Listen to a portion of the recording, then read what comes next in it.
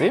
তো তোমরা যারা এসএসসি 2025 শিক্ষার্থী রয়েছো তাদের জন্য আজকের ভিডিওটি হবে অনেক গুরুত্বপূর্ণ। বীজগণিতিক রাশি মানে অধ্যায় থেকে একটা খুবই গুরুত্বপূর্ণ একটা অঙ্ক, তো তোমাদের সমাধান করে দেখাবো। আশা করি তোমরা এতে উপকৃত হবে। তোমরা খেয়াল করো, এখানে m+n ইকুয়াল টু √6 আর m-n ইকুয়াল টু √5 দেওয়া আছে। এটা এখন এখানে 24mn into m square plus n square এর মান নির্ণয় করতে বলছে।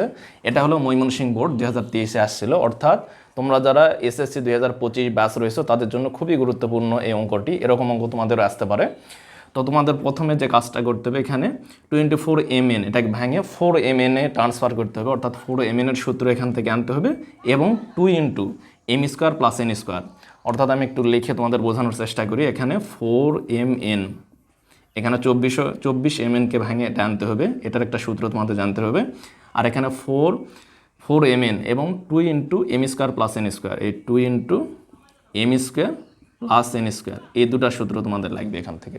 তোমরা হয়তো পাঠ্য বইয়ে করছো যে 4ab এর সূত্রটা a plus B whole square a minus B whole square.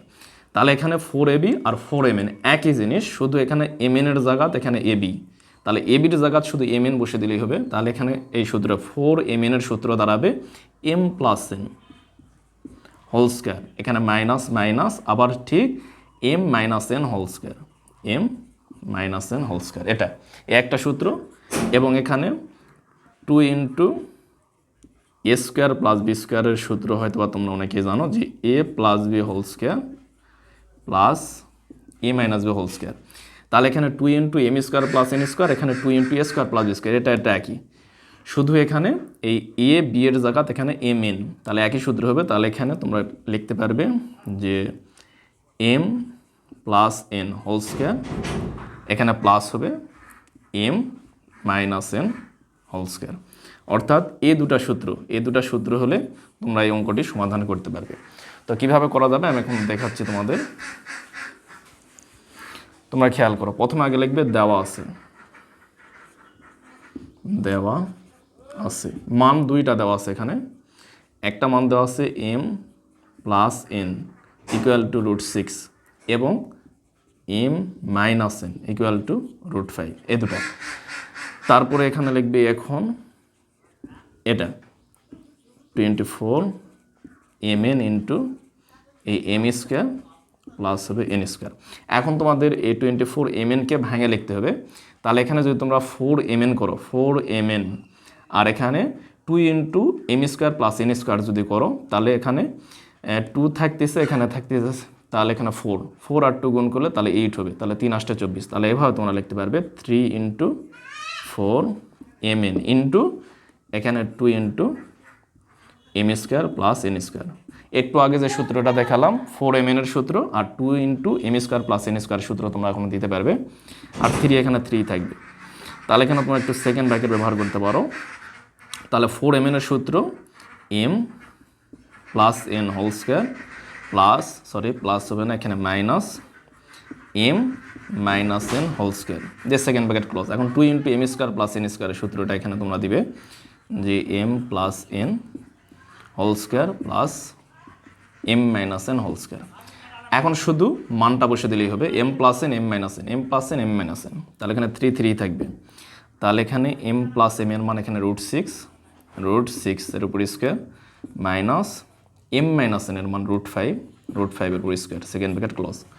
আবার সেকেন্ড ব্র্যাকেট এখানে স্টার্ট, m প্লাস n এর মান √6 এর উপর square plus m minus n এর মান √5 এর উপর স্কোয়ার, সেকেন্ড ব্র্যাকেট ক্লোজ।